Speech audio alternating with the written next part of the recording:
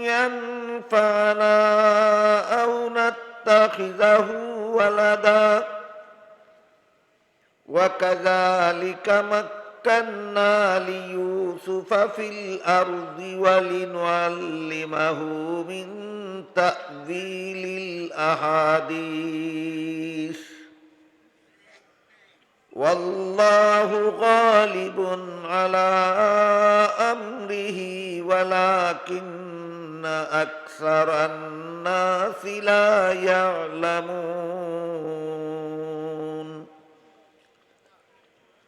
ولما بلغ أشده آتيناه حكما وعلما وكذلك نجزي المحسنين بارك الله لنا ولكم في القرآن العظيم ونفعنا وإياكم بالآيات والذكر الحكيم হযরত উলামায়ে কেরাম মুহতারাম হাজিরিন, গতকাল আমি বলেছি যে আমাদের দেশের স্কুল কলেজ ভার্সিটির সিলেবাসে যেহেতু কলেমা কালাম শিখারও ব্যবস্থা নেই, উযু গোসল শিখারও ব্যবস্থা নেই, নামাজ বন্দেগী শিখার ব্যবস্থা নাই। এই জন্য আপনারা যারা নিজেদের ছেলে মেয়েদেরকে একান্তই স্কুল কলেজে পড়াবার জন্য ভর্তি করাবেন, ভর্তি করাবার আগেই নিজের ছেলেদেরকে নিজের মেয়েদেরকে কলেমা কালাম শিক্ষা দিয়া, উযু গোসল শিক্ষা দিয়া, পাক নাফাক শিক্ষা দিয়া, নামাজ কালাম শিক্ষা দিয়া তারপরে ভর্তি করাবেন। আপনি যদি আপনার ছেলেকে আপনার মেয়েকে নামাজি বানাইয়া স্কুলে ভর্তি করেন, তাহলে স্কুলের শিক্ষাগুরুরা আপনার ছেলে মেয়েকে আর বেনামাজি বানাইতে পারবে না। এই কথাটা কেন বলেছিলাম? যেহেতু আমাদের দেশের স্কুল কলেজে এই ইসলামের প্রাথমিক শিক্ষাটুকু দেওয়ার মতো ব্যবস্থা নাই। কেন ব্যবস্থা নাই তার কারণটাও আমি গতকাল আপনাদেরকে বলেছি।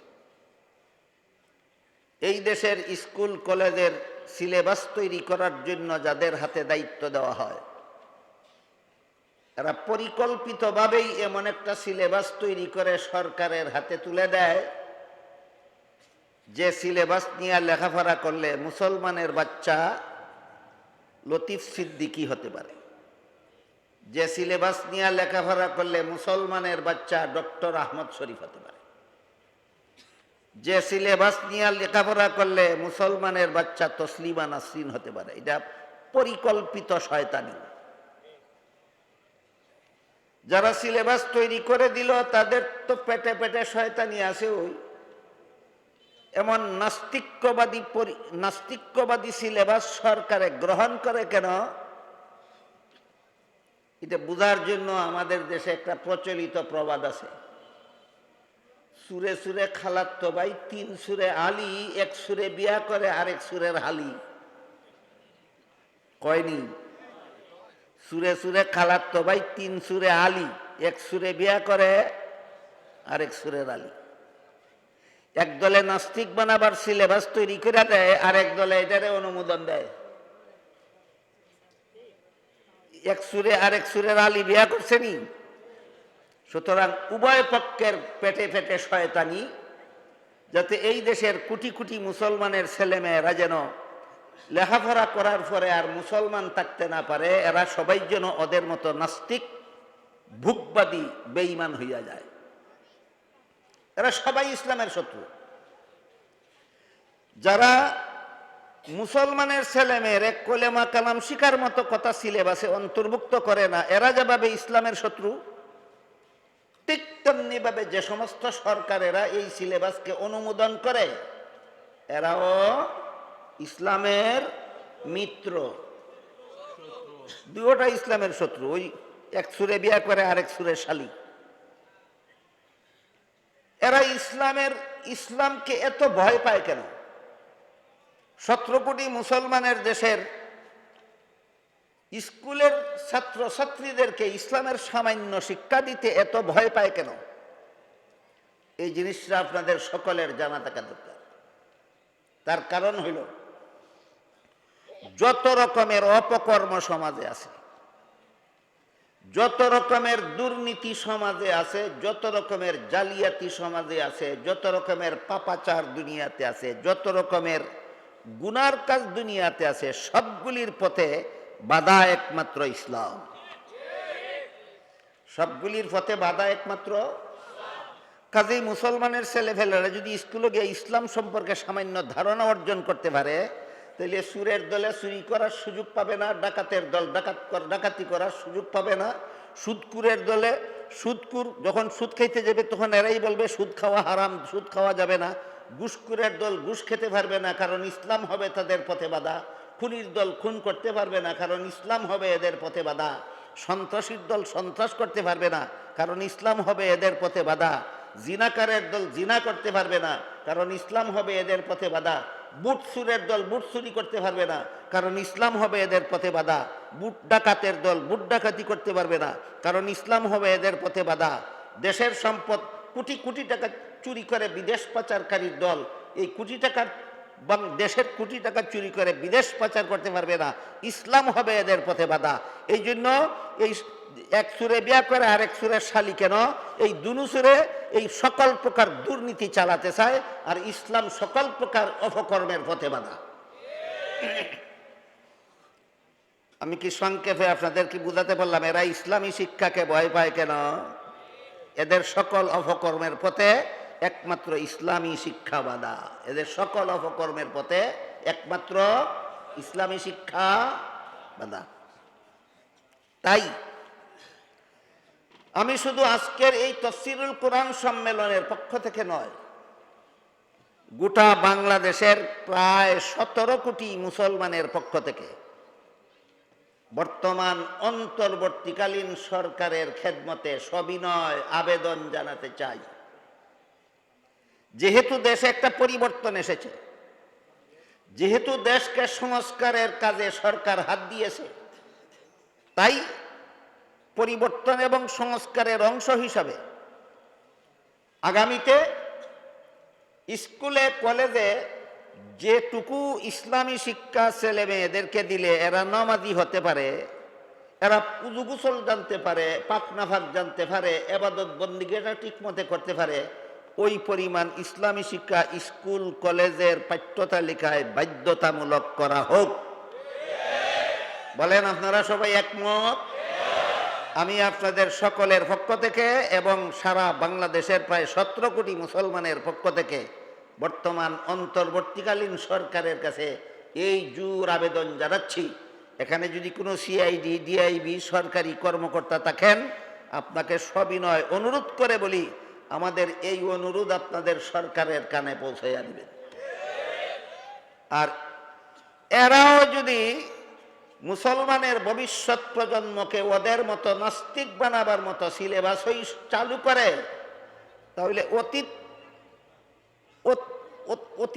অতিক্রমকারীদের ভাগ্যে যা ছিল অন্তর্বর্তীকালীন সরকারের ভাগ্যে তাই গড়তে বাধ্য হবে। এই ইসলামী শিক্ষা আমরা কি মাদ্রাসার মতো স্কুল বানাতে বলছি, না সামান্য ইসলামের প্রাথমিক শিক্ষা সিলেবাসভুক্ত করতে বলেছি? মাদ্রাসার প্রাথমিক শিক্ষাটুকু, সামান্য শিক্ষাটুকু, যেটুকু শিখলে কলেমা কালাম শিখতে পারে মুসলমান ছাত্রছাত্রীরা, উযু গোসল শিখতে পারে, পাক নাফাক শিখতে পারে, নমাজ কালাম শিখতে পারে, মাত্র এই পর্যন্ত। আমি গতকাল হিসাব দিয়েছি আপনাদেরকে, এইগুলি শিখতে বেশির থেকে বেশি একটা ছেলের একটা মেয়ের বেশির থেকে বেশি 1 বছর লাগে, বেশির থেকে বেশি 1 বছর লাগে। আমাদের কওমি মাদ্রাসার প্রাথমিক বিভাগ, যে বিভাগের 5টা ক্লাস আছে, যেটা কওমি মাদ্রাসার প্রাথমিক বিভাগ বলা হয়, এই প্রাথমিক বিভাগের 5টা ক্লাসে সরকারি প্রাইমারি স্কুলে যা কিছু সিলেবাসের অন্তর্ভুক্ত আছে, আমাদের কওমি মাদ্রাসার এই পাঠশালাতেও সবগুলি অন্তর্ভুক্ত আছে। পাঠশালা স্কুলে যে পরিমাণ বাংলা, যে পরিমাণ ইংরেজি, যে পরিমাণ অঙ্ক, যে পরিমাণ ইতিহাস, যে পরিমাণ ভূগোল, যে পরিমাণ বিজ্ঞান পড়ানো হয়, আমাদের কওমি মাদ্রাসার প্রথম 5টা শ্রেণীর ছাত্রছাত্রীদেরকে 16 আনাটাই পড়ানো হয়। তাইলে আমাদের প্রাইমারি বিভাগ আর সরকারি প্রাইমারি স্কুলের সিলেবাসে কোনো বেশ কম আছে? কোনো বেশ কম নেই, বিন্দু মাত্র বেশ কম নেই। শুধু বেশ কম এই ক্ষেত্রে আছে, আমরা প্রাইমারি স্কুলের সবগুলি আমাদের ছাত্রছাত্রীদেরকে শিক্ষা দিয়া এই 5 বছরের ভিতরে কলেমা কালাম শিখাইয়া, উযু গোসল শিখাইয়া, পাক নাফাক শিখাইয়া, নমাজ শিখাইয়া, পাক্কা নমাজি বানাইয়া জান্নাতের পথে পাঠাই। আর সরকারি প্রাইমারি স্কুলে আমরা যা শিখাই তাই শিখায়, কিন্তু উযু গোসল শিখায় না, পাক নাফাক শিখায় না, নমাজ শিখায় না, নমাজি বানায় না, না বানাইয়া আপনাদের কলিজার টুকরা ছেলে মেয়েদেরকে জাহান্নামের পথে পাঠায়। ফরা সমান ওই পথ দুইটা, ফরা সমান ওই পথ দুইটা। তারা যা ফরায় আমরা তাই ফরাই, কিন্তু আমরা এইগুলি ফরাইয়া আপনাদের সন্তানকে জান্নাতের পথে পাঠাই, আর তারা এইগুলি ফরাইয়া আপনাদের সন্তানকে জাহান্নামের পথে পাঠায়।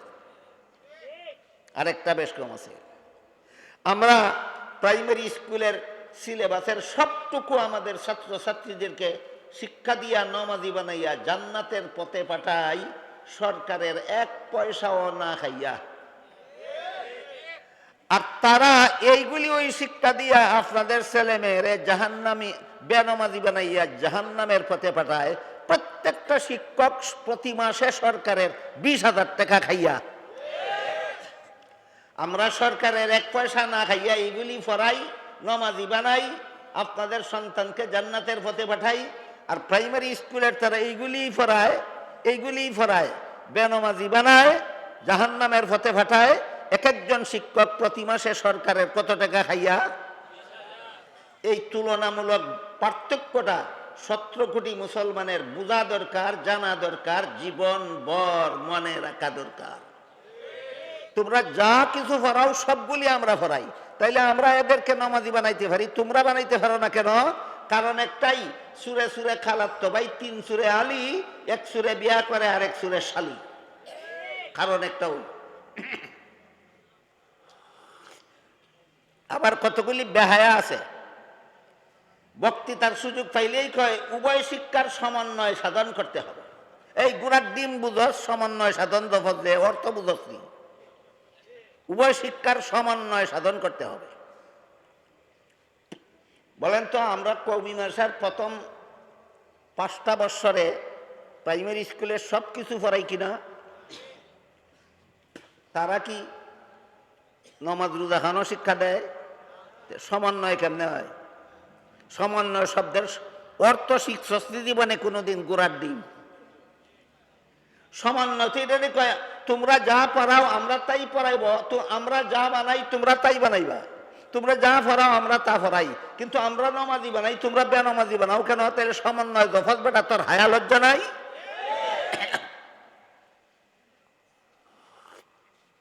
এই কথা কইলে কয় না এই ব্যাপারে সমন্বয় করছো। কোন ব্যাপারে সমন্বয় করছো? কয় কওমি মাদ্রাসাত লেখাপড়া করলে তো ডাক্তার হয় না, কওমি মাদ্রাসাত লেখাপড়া করলে তো ইঞ্জিনিয়ার হয় না। আমি বললাম ঠিক আছে, ডাক্তারি লেখাপড়া আর ইঞ্জিনিয়ারিং লেখাপড়া কোরআন হাদিস থেকে কঠিন না। কোরআন হাদিসের শিক্ষার চেয়ে কঠিন কোনো শিক্ষা আমার মনে হয় দুনিয়াতে হইতে পারে না। এত কঠিনটা আমরা পড়াইতে পারি, আর সহজটা পড়াইতে পারবো না? পড়াই না কেন? আল্লাহ কোরআনে বলছেন ইসলামী শিক্ষার উদ্দেশ্য এটা না। ইসলামী শিক্ষার উদ্দেশ্য ডাক্তার বানানি আর ইঞ্জিনিয়ার বানানি না। কি বানানি আমি পরে বলবো আপনাদেরকে, ইনশাআল্লাহ, আজকে না পারলে আগামীকাল। মাদ্রাসা শিক্ষার উদ্দেশ্য সুস্পষ্টভাবে কোরআন হাদিসে বর্ণিত আছে। মাদ্রাসা শিক্ষার উদ্দেশ্য না ছাত্রদেরকে ডাক্তার বানানি, মাদ্রাসা শিক্ষার উদ্দেশ্য না মাদ্রাসার ছাত্রদেরকে ইঞ্জিনিয়ার বানানি, এই জন্য আমরা পড়াই না। কিন্তু তোমরা যেহেতু প্রস্তাব করছো মাদ্রাসায় লেখাপড়া করলে ডাক্তার হবে, ইঞ্জিনিয়ার হতে হবে, তাহলে আমিও প্রস্তাব করলাম, যদি নিরপেক্ষ দৃষ্টিতেই যদি সমন্বয় সাধন করতে চাও, তাহলে আমরাও ছাত্রছাত্রীদেরকে ডাক্তার ইঞ্জিনিয়ার বানাবো, তোমরাও কলেজ ভার্সিটিতে ছাত্রছাত্রীদেরকে মুহাদ্দিস মুফাসসির বানাও। তখন হইব সমন্বয় সাধন। এই বেটা, গুড়ার ডিম বুঝছি সমন্বয় কারে কয়?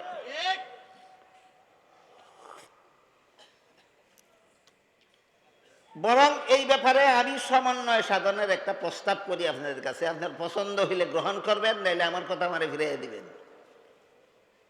ধরেন এক ব্যক্তির দুইটা ছেলে আছে, একটা ছেলের স্কুলে লেখাপড়া করতে দিল আর একটা ছেলের মাদ্রাসায় লেখাপড়া করতে দিল। স্কুলের ছেলেটা শেষ পর্যন্ত মেডিকেল কলেজের পরীক্ষায় পাস করে MBBS ডাক্তার হইল, আর মাদ্রাসায় যে ছেলেরে পড়তে দিল এই ছেলে মাদ্রাসায় লেখাপড়া করে একজন বড় আলিম হইল। এই বড় আলিম, মাদ্রাসা পড়ুয়া আলেম যদি আল্লাহ না করুক কোনো জটিল রোগে আক্রান্ত হয়, তার চেয়েও বড় আলিমের প্রেসক্রিপশন নিয়ে ঔষধ খাবে না ডাক্তার ভাইয়ের পরামর্শ নিতেই হবে? নীতি। আপনি যত বড় আলিম হন না কেন, চিকিৎসা আপনি জানেন না, চিকিৎসা আপনার ভাইয়ে জানে। কথা বুঝেন কিনা আপনারা? একজন আলেম যত বড় আলিম হোক না কেন, রোগের চিকিৎসা আলেম জানে না যে ভাই ডাক্তার হয়েছে সেই ভাই জানে।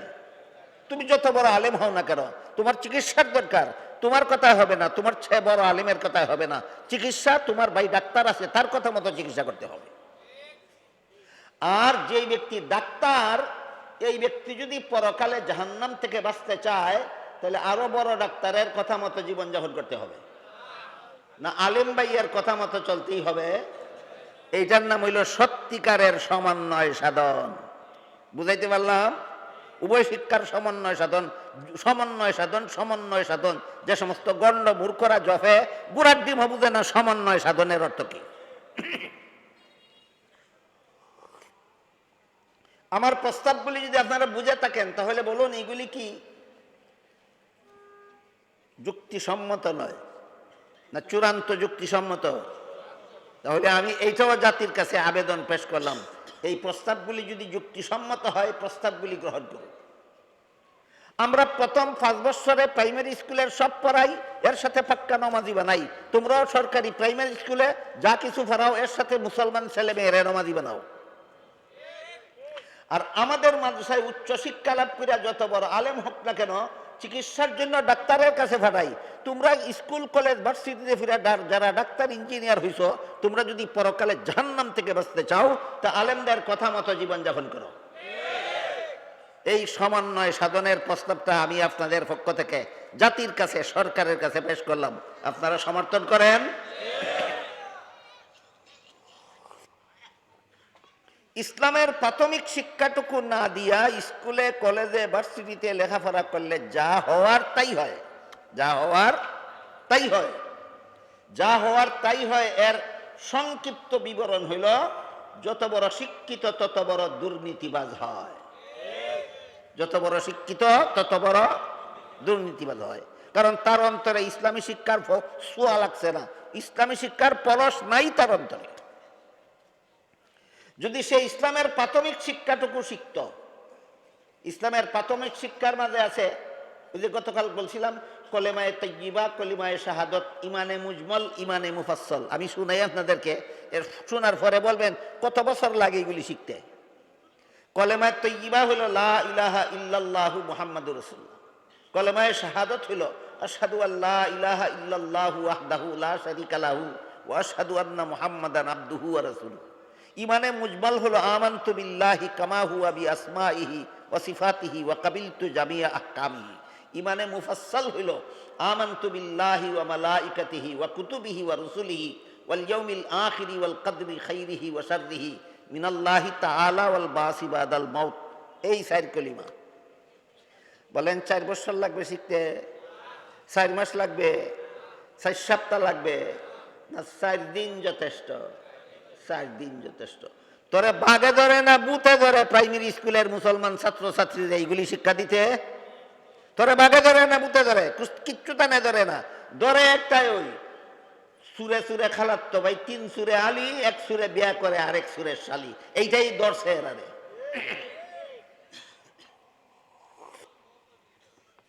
এই চতুর্থ কলিমার শেষ কথাটা কি? চতুর্থ কলিমার শেষ কথা হলো ওয়াল বাসি বাদাল মাউত। মরণের পর আমাকে জীবিত হয়ে আল্লাহর সামনে দাঁড়াতে হবে, জীবনের সকল কাজের হিসাব দিতে হবে। চতুর্থ কলিমার শেষ কথা। যে 4 কলিমা আপনি 4 দিনে শিখলেন মাদ্রাসা দিয়া, এই চার কলিমার চতুর্থ কলিমার শেষ কথা হলো ওয়াল বাসি বাদাল মাউত, মরণের পরে আমার জীবিত হয়ে আল্লাহর সামনে দাঁড়াতে হবে, জীবনের সকল কাজের হিসাব দেওয়ার সকল হারামখুরির পথে বাধা হইয়া দাঁড়াবে কলেজের ছাত্ররা। কাজে এদেরকে এই শিক্ষার থেকে বঞ্চিত রাখা দরকার, অবাধে যেন সকল প্রকার অপকর্ম আর হারাম কাজেরা সমাজে চালাতে পারে।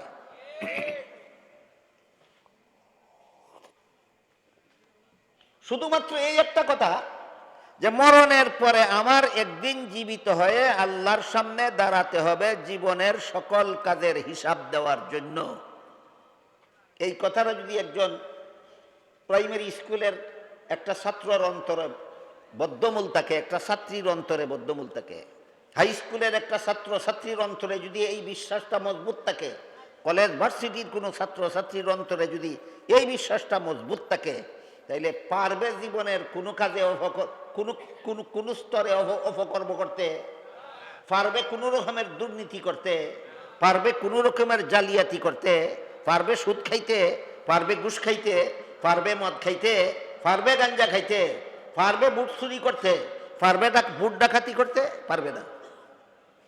আমি কি আপনাদেরকে বুঝাতে পারলাম এই শয়তানেরা কেন স্কুল কলেজের ছাত্রদেরকে ইসলামের সামান্য শিক্ষার থেকেও বঞ্চিত করে রাখে? সুরে সুরে খালাত্ত ভাই হওয়ার কারণে। এই বিষয়টা একটু ক্লিয়ার করার জন্য আপনাদেরকে হযরত উমর ফারুক রাদিয়াল্লাহু তাআলা আনহুর একটা ঘটনা বলি, একটা ঘটনা, এই কয়েক মিনিট।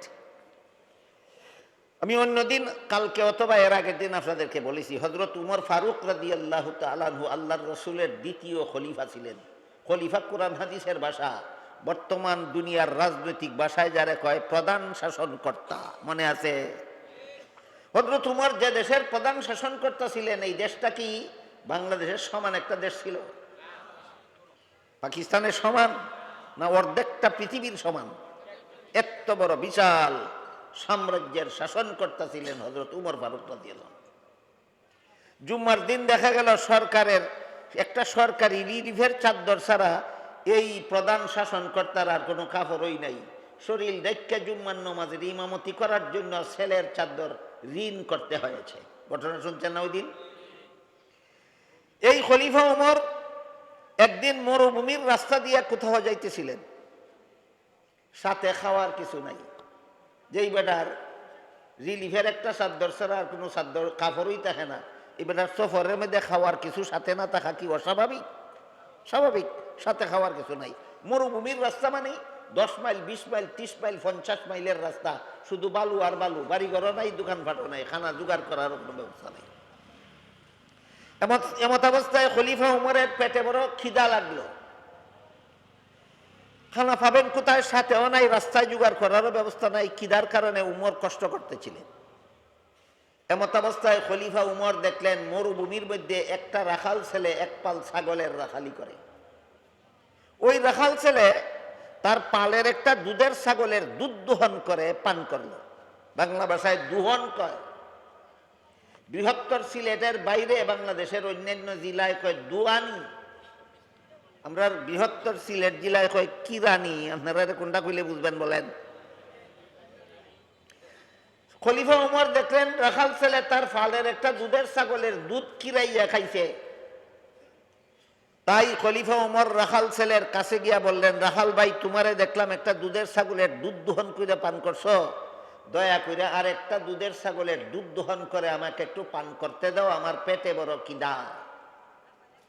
খলিফা উমর কে এই রাখাল ছেলে দেখছে না কোনোদিন, নাম তো শুনছে। ওই দেশের প্রধান শাসনকর্তার নাম তো দেশের ওগুলোই শুনে, দেখার সুযোগ পায় কজনে? বলেন তো, বর্তমান বাংলাদেশের তত্ত্বাবধায়ক সরকারের প্রধানকে? নাম তো ওগুলো দেন, ডক্টর ইউনূস সাহেব। কজনে দেখছেন?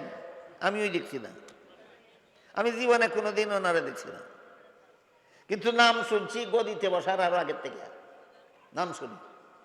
এরকম ওই রাখাল ছেলে খলিফা উমরের নাম জানে, কিন্তু ইনি যে খলিফা উমর দেখছে না কোনোদিন, চিনে না।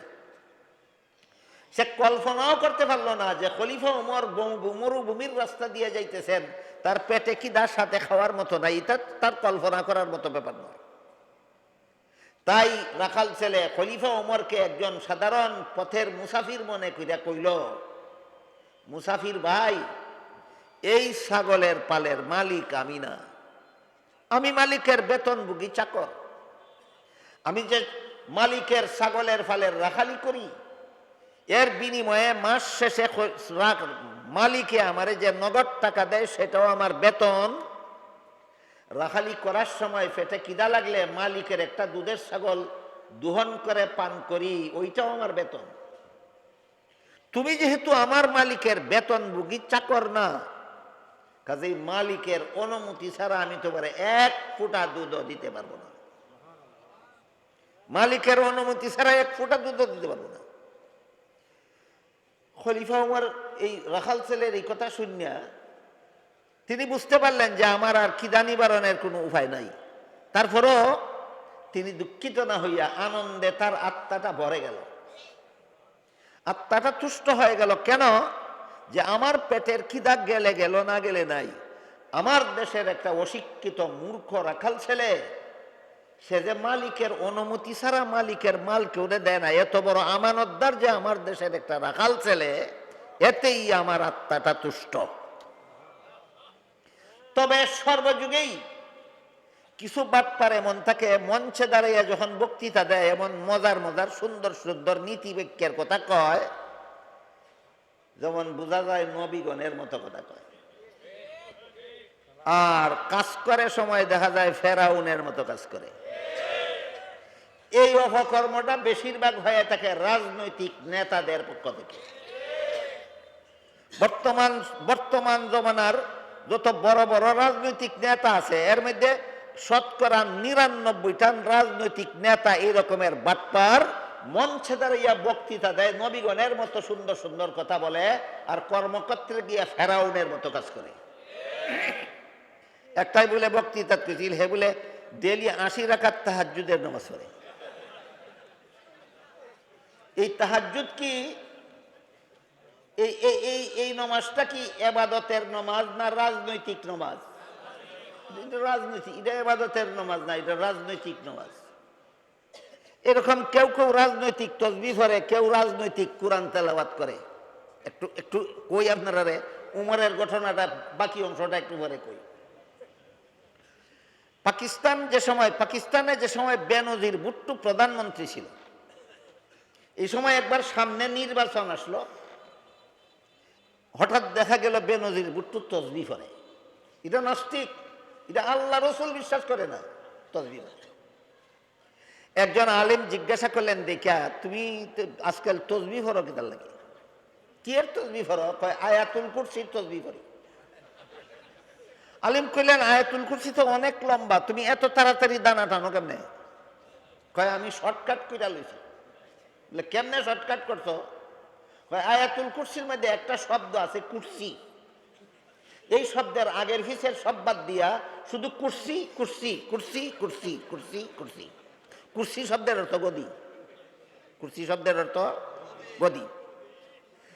কোন বেনজির রে যদি নির্বাচনের আগে তসবিহ পড়তে দেখা যায়, তাহলে হে সুবহানাল্লাহ সুবহানাল্লাহ দফে না কুরসি কুরসি কুরসি দফে?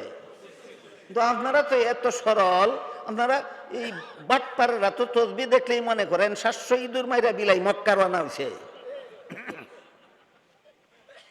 অতি সরল ভালো নয়, অতি সরল ভালো নয়। জীবন ভর যারা মানুষ খুন করে, জীবন ভর যারা মানুষের উপর জুলুম অত্যাচার করে, জীবন ভর যারা কোটি কোটি টাকা আত্মসাৎ করে, জীবন ভর যারা মানুষের ধর্ম নিয়ে সিনেমিনে খেলে, জীবন ভর যারা মানুষের জীবন নিয়ে সিনেমিনে খেলে, এরা যদি নির্বাচনের আগে তসবিহ পড়ে, এটা সুবহানাল্লাহ সুবহানাল্লাহ তসবিহ না, এটা কুরসি কুরসি কুরসি কুরসির তসবিহ। কিন্তু বক্তৃতা মঞ্চে দাঁড়াইয়া যখন কথা বলে, মনে হয় এত মজার কথা মনে হয় নবীরা কইতেন। এই ধরনের বাটপার বেশিরভাগ রাজনৈতিক নেতা নেত্রীরা হইয়া থাকে।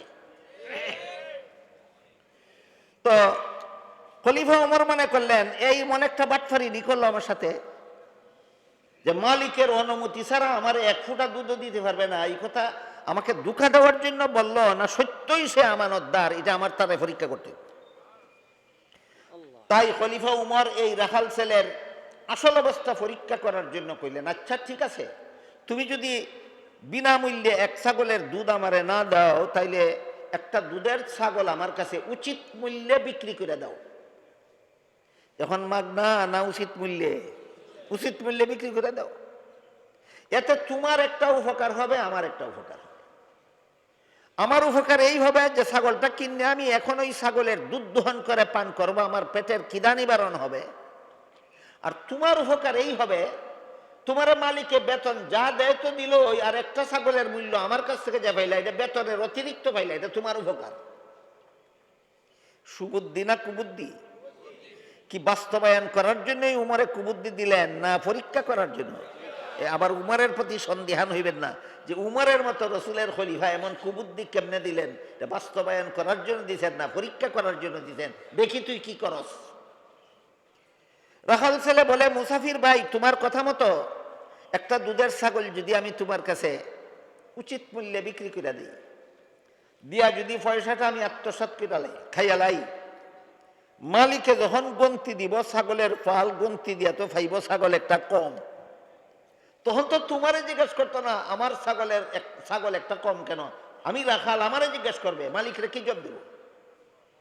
খলিফা উমর রাখাল ছেলেকে বললেন, মালিকে যদি জিজ্ঞেস করে ছাগল একটা কম কেন, তুমি বলবে ছাগল একটা বাঘে দইরা নিয়ে গেছে। এটাও একটা সুবুদ্ধি।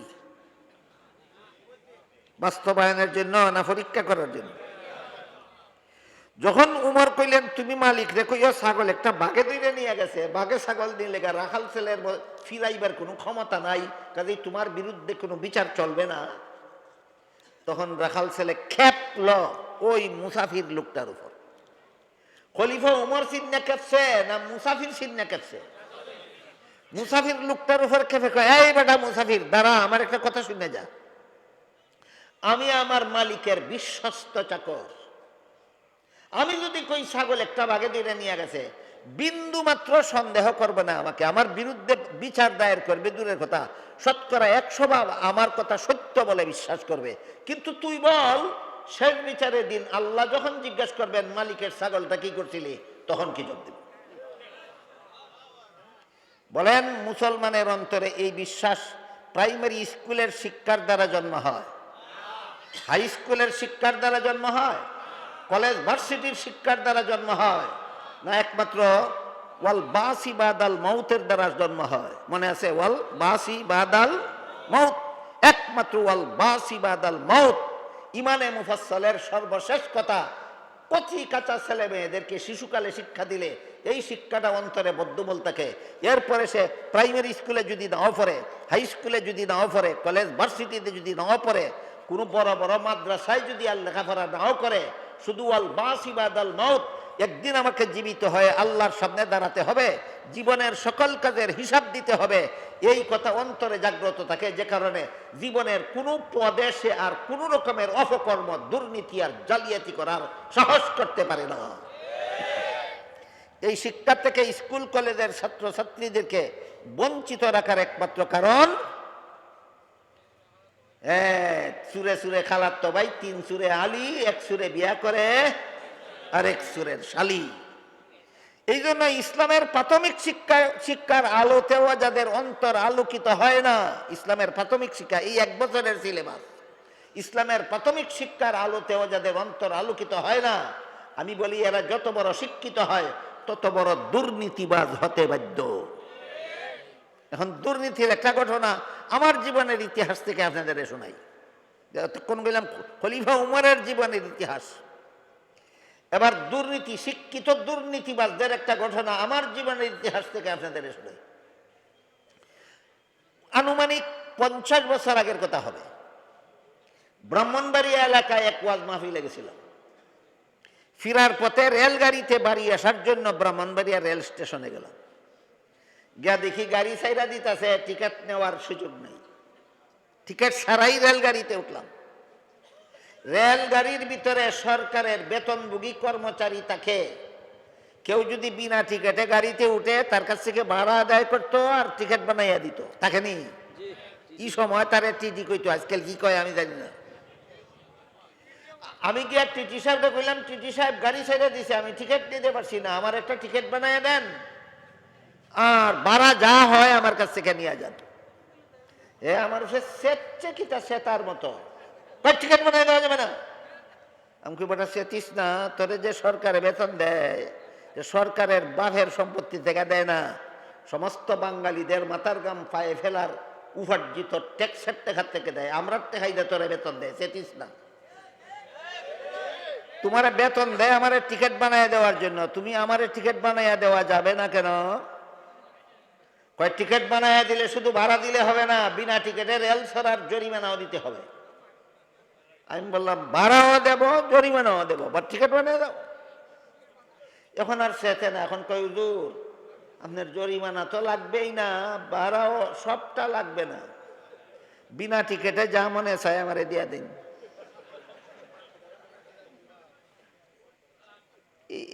এটা কোন সুরের খালাতো ভাই? এটা তো আমি শালাতো ভাই, এর নেকো তুই সুরের খালাতো ভাই না শালাতো ভাই রে? কই হুজুর জরিমানা তো লাগবেই না, উচিত ভাড়াও লাগবে না, যা মনে চাই টিকিট আমাকে দিয়া দেন, টিকিট ছাড়া, টিকিট ছাড়া। এটা নীতি না দুর্নীতি? এ অশিক্ষিত ছিল বললে সরকারে তারা চাকরি দিছে, না শিক্ষিত? এতক্ষণের কথা বুঝে থাকলে আপনার বলতে হবে এই শিক্ষিত লোকটা দুর্নীতিবাজ হলো কেন? ইসলামের প্রাথমিক শিক্ষা থেকে বঞ্চিত থাকার কারণে। এই ধরনের দুর্নীতিবাজ সারা দেশবাসীরা এরা বানাইতে চায় যেন সুরে সুরে খালাত্ত ভাই হইয়া সবাই চুরি করতে পারে, কেউ কাউরে না ধরে। এই জন্য সুরের দল জাগতিক শিক্ষা প্রতিষ্ঠানে ইসলামের প্রাথমিক শিক্ষাটুকু চালু করতে রাজি না।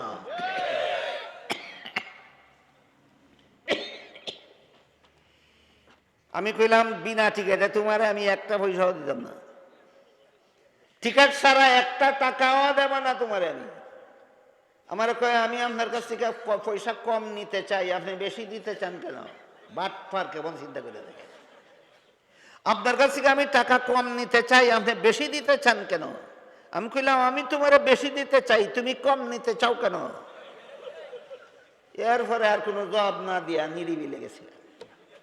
আমি পরবর্তী স্টেশনে এলাম, মিয়া টিকিট লইয়া লইছি, স্টেশন থেকে হের কাছ থেকে টিকিট লইতে পারছি না। বলেন এটা শিক্ষিত না অশিক্ষিত? নীতিশীল না দুর্নীতিবাজ? কোন শিক্ষার ফসল? নাস্তিক্যবাদী স্কুল কলেজের শিক্ষার ফসল। কোন শিক্ষার ফসল? নাস্তিক্যবাদী স্কুল কলেজের শিক্ষার ফসল। আরেকদিনের ঘটনা আপনাদের হয়তো জানা আছে, হযরত হাফিজ হুজুর রহমতুল্লাহি আলাইহি প্রেসিডেন্ট নির্বাচনে দাঁড়াইছিলেন। কত সনের কথা, সনটা আমার মনে নাই। হ্যাঁ, 1981 সালে।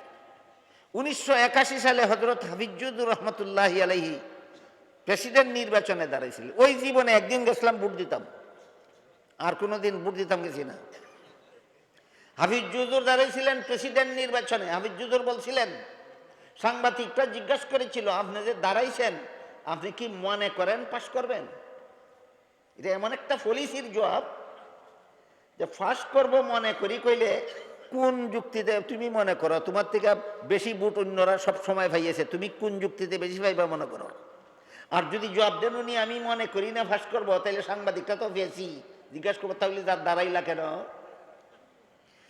কোন বাঘের বাচ্চারা প্রশ্ন করছে, দিস করছে না তো। হাফিজ হুজুর বললেন, যারা গদি দখলের লুবে দাঁড়ায় এরা গদি ফাইলেই ফাঁস করে, না ফাইলেই ফেল। আমি গদি দখলের লুবে দাঁড়াইছি না, আমি ইমানদারদেরকে ভোট দেওয়ার জায়গা তৈরি করে দিবার লাগি, আল্লাহরে খুশি করবার লাগি দাঁড়াইছি। আমার নির্বাচনে ফেইলের কোনো অস্তিত্ব নাই। আমি গদি ফাইলেও ফাঁস, না ফাইলেও ফাঁস। আমি আল্লাহরে খুশি করবার লাগি দাঁড়াইছি, আমি গদি ফেবার লাগি দাঁড়াইছি না। কাজে আমার দাঁড়ানি দেওই ফাঁস, গদি ফাইলেও ফাঁস, না ফাইলেও ফাঁস। হাফিজ হুজুর সাংবাদিকদের প্রশ্নের এই জবাব দেওয়ার কারণে ওই জীবনে একদিন গেছিলাম ভোট দিতাম। ভোট সেন্টারে গেছি, পরে অফিসারে আমারে কয় আপনার ভোট দেওয়া হয়ে গেছে। যে সুরে দিল ভোট আর যে সুরে লইল, এই দুটোটা অশিক্ষিত না শিক্ষিত? এরকম শিক্ষিত সুর বাংলাদেশে বর্তমানে আর নাই।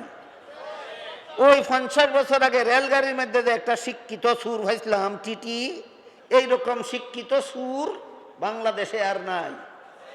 তাহলে যদি বলেন আপনারা আছে, আপনাদের বলতে হবে শিক্ষিত হইয়া এত বড় দুর্নীতিবাজ হয় কেন, শিক্ষিত হইয়া অত বড় চুর হয় কেন?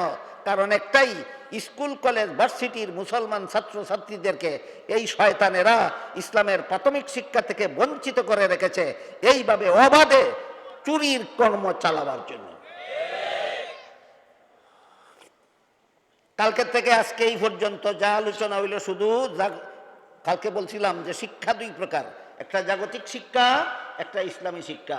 এই পর্যন্ত মাত্র জাগতিক শিক্ষা সম্পর্কে সামান্য আলোচনা আপনাদের সামনে তুলে ধরলাম। ইনশাআল্লাহ আগামীকাল যদি আপনারাও আসেন, আমাকে আল্লাহ বাঁচিয়ে রাখেন, আগামীকাল ইসলামী শিক্ষা সম্পর্কে আপনাদের সামনে আলোচনা পেশ করা হবে। এই পর্যন্ত যা শুনলাম শুনাইলাম, আল্লাহ এর আলোকে আমাদের জীবন গড়ার তৌফিক দান করুন, আমিন। সুবহান রাব্বিকা রাব্বিল ইজ্জাতি আম্মা ইয়াসিফুনা ওয়া সালামুন আলাল মুরসালিন ওয়ালহামদুলিল্লাহি রাব্বিল আলামিন।